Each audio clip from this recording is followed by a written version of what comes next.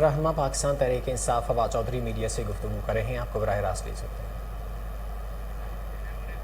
نفرت پیدا کرنا چاہتے ہیں۔ یہ واحد حکومت ہے جس نے اپنے سیاسی مخالفین کے خلاف پہلے بلاسفمی کے یعنی توہین مذہب کے کیسز بنائے، اس کے بعد ٹیررزم کے کیسز بنائے، اور اب جب وہاں پہ بھی بات نہیں بنی تو یہ مختلف بیانات کو لے کے ایک مذہبی منافرت کا ماحول بنانا چاہتے ہیں تاکہ اس سے ان کو جو ہے، کیونکہ وہ پولیٹیکلی ایلیمنیٹ نہیں ہو رہے تو فزیکلی ایلیمنیٹ جو ہے ان کو کیا جائے۔ یہ تمام جو صحافی ہیں، یہ جو میڈیا اسٹریٹجک سیل میں کام کر رہے ہیں، اور یہ جو نون لیگ میں، اور یہ مریم نواز شریف اس کے پیچھے سارا جو اسٹریٹجک سیل ہے وہ چلاتی ہیں، پیسے بھی وہی خرچ کرتی ہیں، اسکیم بنانا جو ہے وہ ان کا کام ہے، اور یہ سارا بڑا انفارچونیٹ کام ہے جو ہو رہا ہے۔ مجھے بڑا افسوس ہے کہ فہد حسین جیسا آدمی جس سے آپ توقع کرتے ہیں کہ وہ کوئی اس طرح کے معاملات میں نہیں پڑے گا، وہ بھی اس سارے عمل کا حصہ ہے۔ بہرحال ان شاء اللہ تعالیٰ یہ تمام لوگ ہیں، اور ان تمام لوگوں کی باری بھی آئے گی، کوئی ایسی بات نہیں ہے۔ یہاں تو سزا بادشاہی تو صرف اللہ کی ہے، یہ جو بھی کر لیں اس کا ان کو جواب ملے گا۔ تو میں پہلے ڈاکٹر ثانیہ سے ریکویسٹ کروں گا کہ ہماری جو 2 ٹیلی تھونس ہیں ان کے اوپر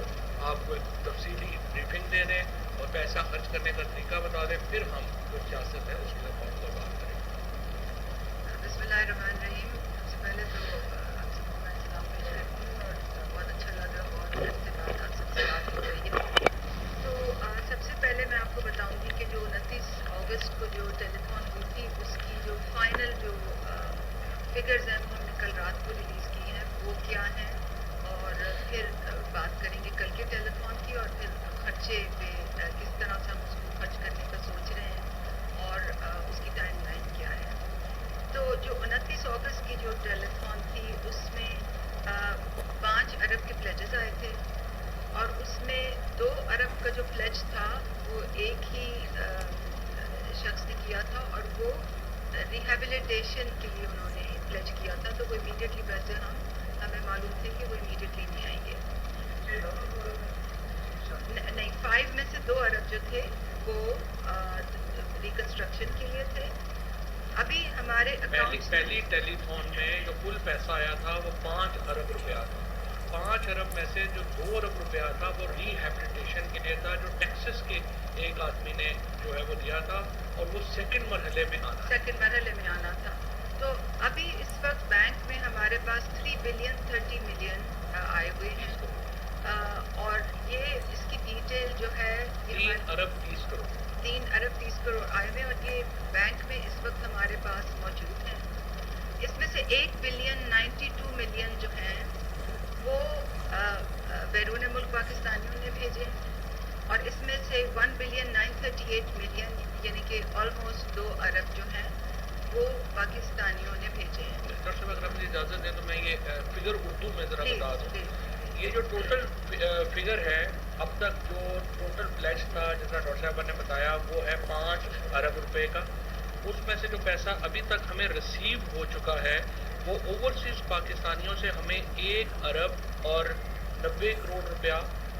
جو ہے وہ مل چکا ہے، اور جو پاکستانی ہیں یعنی یہاں پہ ان کی طرف سے 1 ارب اور 93 کروڑ روپیہ مل چکا ہے۔ تو کل ملا کے آپ اندازہ لگا رہے ہیں کہ تقریباً جو 3 بلین 30 ملین اس وقت ہمارے پاس بینکوں میں ہے۔ مگر جو اہم بات ہے وہ یہ ہے کہ ہمارے پاس باہر سے 3.3 ملین ڈالر آیا ہے، اور کریڈٹ کارڈ کی ٹرانزیکشنز جو فیل ہوئی ہیں وہ 17 ملین ڈالرز کی ہیں، یعنی کہ 3.8 بلین جو ہے وہ ٹرانسمٹ نہیں ہو سکا کریڈٹ کارڈ سے باہر سے، کچھ وجوہات کی بنا پر جن پر بھی میں روشنی ڈالوں گی۔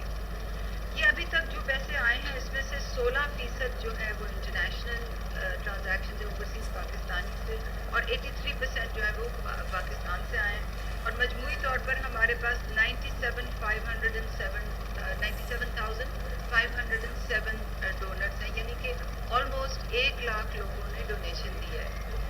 جو ایوریج سائز آف ڈونیشن ہے وہ اوورسیز پاکستانیز کا 69,000 ہے،